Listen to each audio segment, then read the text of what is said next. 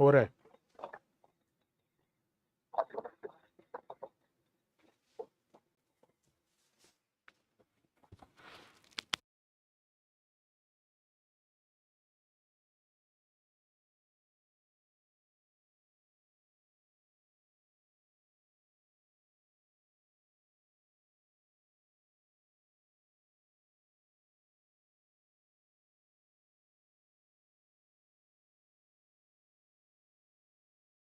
Hello everyone.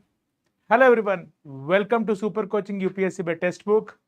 This is Venkatesh, your faculty for geography.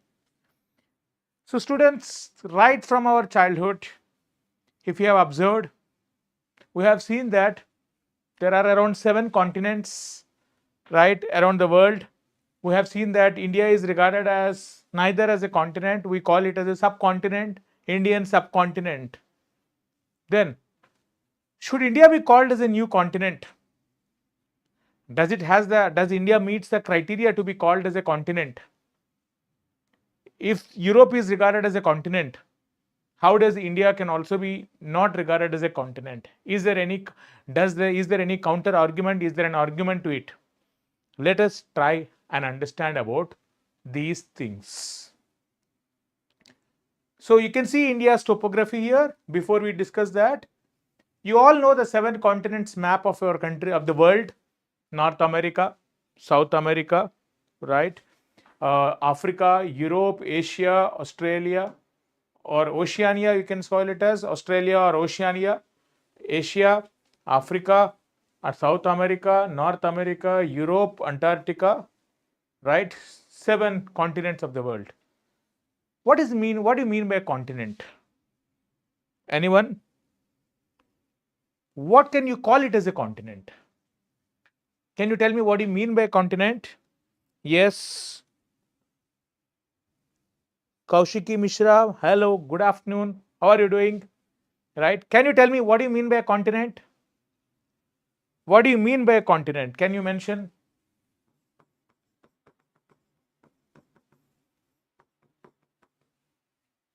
What do you mean by a continent?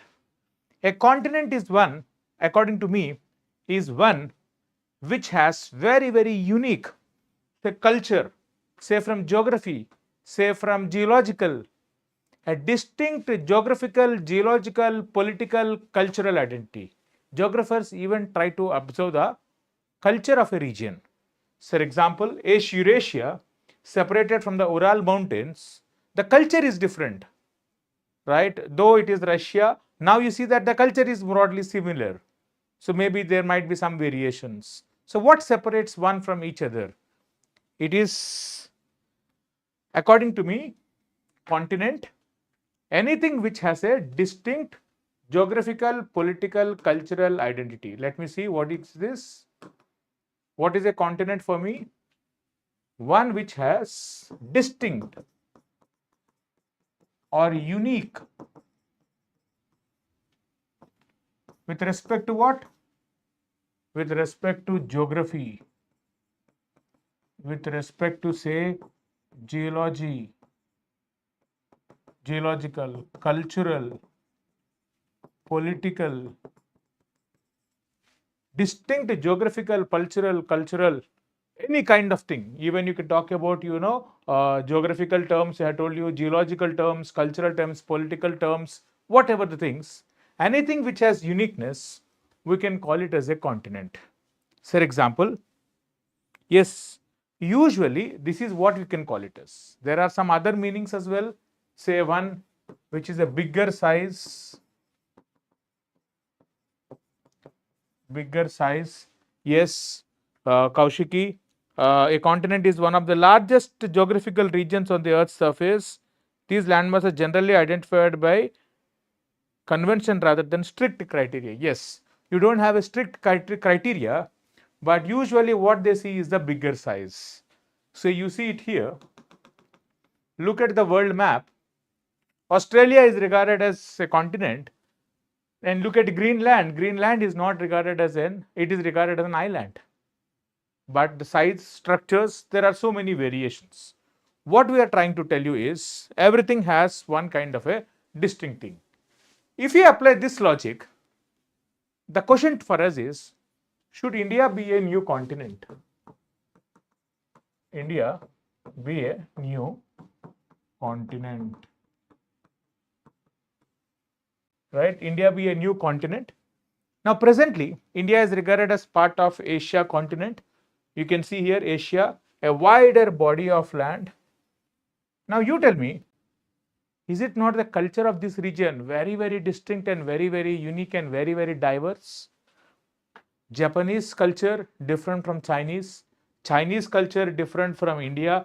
Within India, you have such variations of culture, and within this India, if you are within this Eastern China, Southern China, compare with West Asia, the cultures are very, very different. So, when you apply the logic of cultural identities, the contrast of the cultures is much more stark across these regions. And if you apply the contrast of the cultures with respect to America, North America and Europe, yes, there is a variation. There is no doubt about that. But you do find that the contrast of cultures between, say, within the countries of Asia, say West Asia versus India versus China, or within the states of India, compare the contrast and compare the contrast with respect to Europe versus USA. Will you not agree that India's culture is much more diverse, much more unique, much more specialized? Will you agree with this? Will you agree with this, all of you? 𝗏𝗏𝘁cie, will you agree?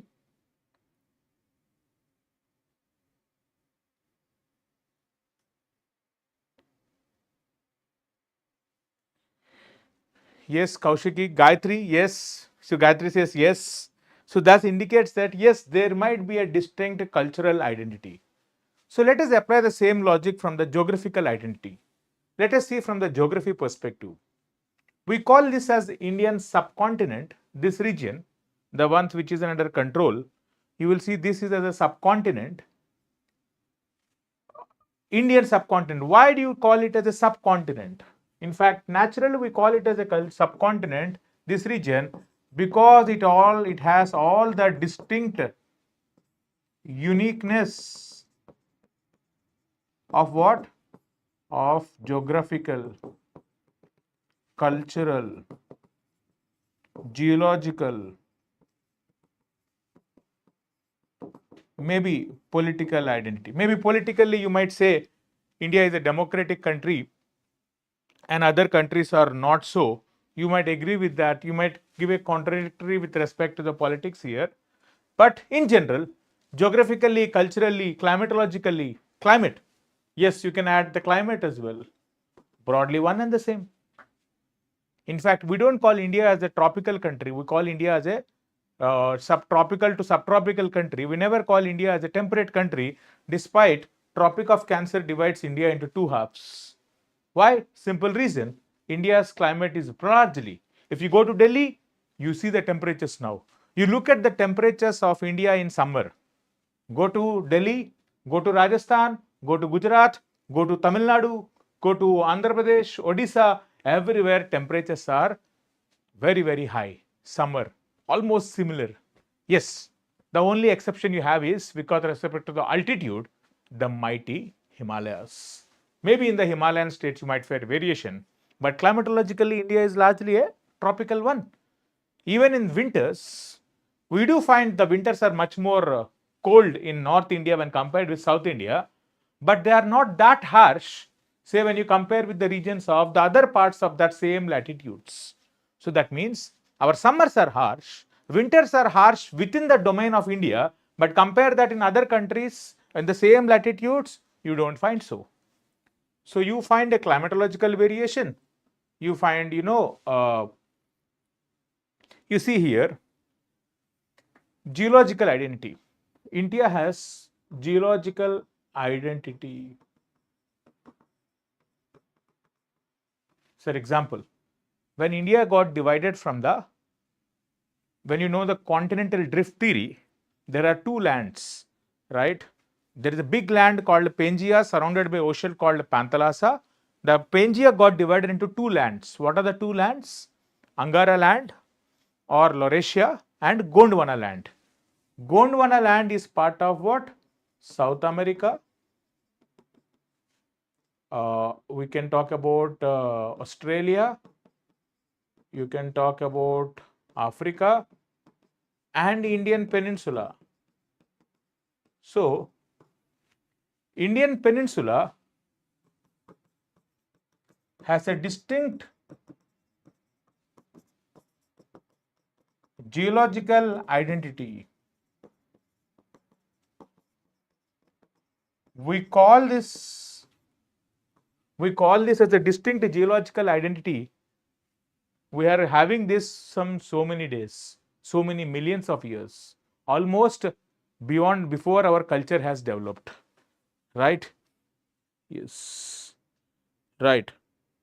Yes, Amrita, Kaushiki, you can say that overall, India has definitely a distinct geological identity. The geological peninsula, the geological part, Indian peninsula, I would say, very, very distinct identity. You can see 70 million years ago, India was here, 55 million years ago, India was here, and only in the last 10 million years, slowly you have seen the formation of Himalayas. So, we have a distinct geological identity. Then what about geography? When you talk about geography, you have the mighty mountains of the Himalayas are here. Himalayas make it sure that they are acting as a protection center from a natural barrier. And you are surrounded by ocean. The peninsula, the oceans of Indian Ocean, the big ocean of the Indian Ocean, and its minor oceans like Bay of Bengal, like Arabian Sea. If India is separated from a big ocean here and a big mountain range, the largest and the loftiest, maybe not the largest, but definitely the loftiest mountain range of the world, which is very difficult to move across the Himalayas, we have developed a distinct identity. You all know this from the historical point of view. Don't we know that India was always under attack from the northwest frontier province, from the present Afghanistan and Pakistan into India, but definitely not from this part of the world. Our wars, our history, our culture are more intact with respect to the Persians, when you talk about the Mughal Empire, when you talk about the Delhi Sultanate, when you talk about all the invaders in the past, if you observe all these things, or what they have got the culture, everyone has got from only this part, but definitely not from this part. So can we say that this part is distinct geographical identity? Yes. Himalayas and the Indian Ocean Peninsula, Indian Oceans surrounding the Indian Peninsula have provided a distinct geographical identity. And when you talk about the topography of India, you see, you have the great mighty Himalayas mountains, you have the great plains of the rivers like Ganga, Brahmaputra, Indus, you have a good desert, the Thar desert, you have the plateaus, peninsular India, you have a diversity of plateaus, whatnot. You have found varieties of topography as well. You find varieties of topography, you find varieties of geological identity, and as I already told you, climate-wise,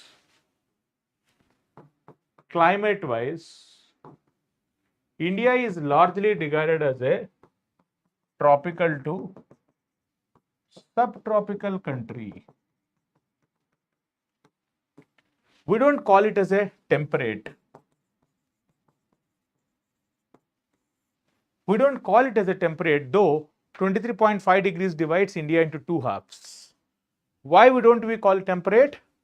Winters are not extremely harsh.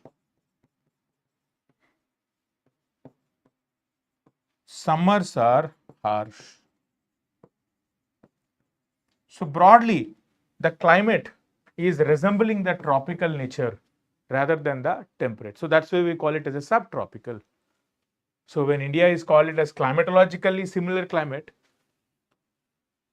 peninsula, and one more thing, the distinct cultural geographical identity I can also give you one identity, monsoons. Nowhere else in the world monsoons are so dominant like in the Indian subcontinent. You have the unique wind systems. You don't find that dominant monsoons. Yes, Australia has some dominance of monsoons, but the role of Tibet has led to a very, very unique thing. Yes, so you can agree with all of you this, that look at the parameters. Look at the parameters of geography. Look at the parameters of topography. Look at the India acting as these barriers. And also look at from the cultural point of view. The food we eat, they're very different from any part of the world. The clothes we wear, very unique, right? It's all about representations of the people, no? Manifestations of the people who are in a part of the country or the world. So look at how is the culture in our country, the culture when compared with China. Don't we think that the culture which separates, say, from, the regions of India with China, very, very contrasting cultures. So it is not like a similar continent. You go to regions like, within Europe, you go to regions like Germany, France, Britain, go to Russia. Culturally, largely, you do find variations. Yes, anywhere you'll find variations. But look at the variations. Are they that stark and contrast like we see in India? Compare India's culture with China. Very, very contrast. So why we have to be regarded as a new kind of why we have to be part of the same continent? So I'm just giving a perspective, right? So because of all these things only, India got a category of subcontinent. So maybe, see, there is one thing which I have studied, something called as Eurocentrism. If you see, yes, Europeans are good, but certain things, if you see it, there is something called as Eurocentrism. Everything they see through the prism of Eurocentricity, that is through Europe. When Europe is regarded as, Europe is regarded as a good continent, if we apply the logics of so many things, India can be also called as a new continent.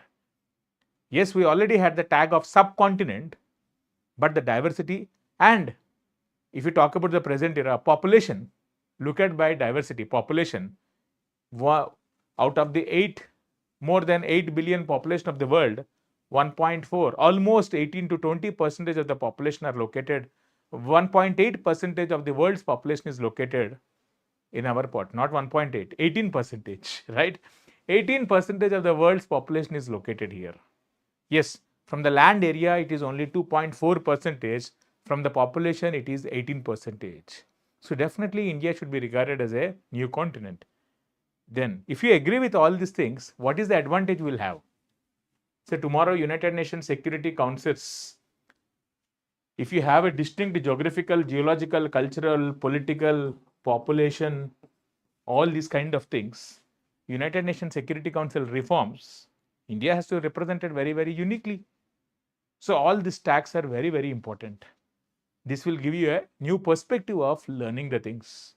So definitely the geography of what we study as of now is good, but there are still room for improvement where India can be called as a new continent. Should India be called as a new continent? Definitely yes. UPSC has already asked a question where they asked a question like, why is India considered as a subcontinent? Elaborate your answer. If you apply this logic, India can be called it as a continent? Definitely yes. So you can start with the thing. A continent, India is regarded as subcontinent, or you can say, you can define what is a subcontinent. Subcontinent is usually a smaller area than continent, but has distinct, the same things I told you, geographical, geological, cultural, political identity. Then explain each one. So you can talk about the geographical India location. You can talk about India's land, Indian peninsula was part of the Gondwana land. You can talk about India's climate. You can talk about the culture, the food, of course, everything only from the domain of the culture. you can talk about, the climate and all. Everything gives a distinct identity. So you have to elaborate by giving examples. That is the thing. Hope you all have understood this. Did you like this session? Did you understand this kind of a new approach? Will you agree with this thing that India is regarded as now as a new continent? Okay. Shall we raise petition in the online of asking India as a new continent? Tell me about your opinion in the comment section. Maybe if the number is huge, we will raise a petition and we'll start and we'll raise a petition. Hopefully, we never know. This might be the base of India being called as a new continent. Right there? Right, all of you? Right? So if you have liked this thing, you can definitely like and share it to your friends. If you want the PDF file, you can get into my Telegram channel. I'll be providing you the PDF file and more such updates about what kind of questions and strategies and everything. You can always get it from the Telegram channel. That's it about this. Hope you have loved the session. You have understood this. We'll see again with a new topic. Until we see, have a good time, all of you. Thank you.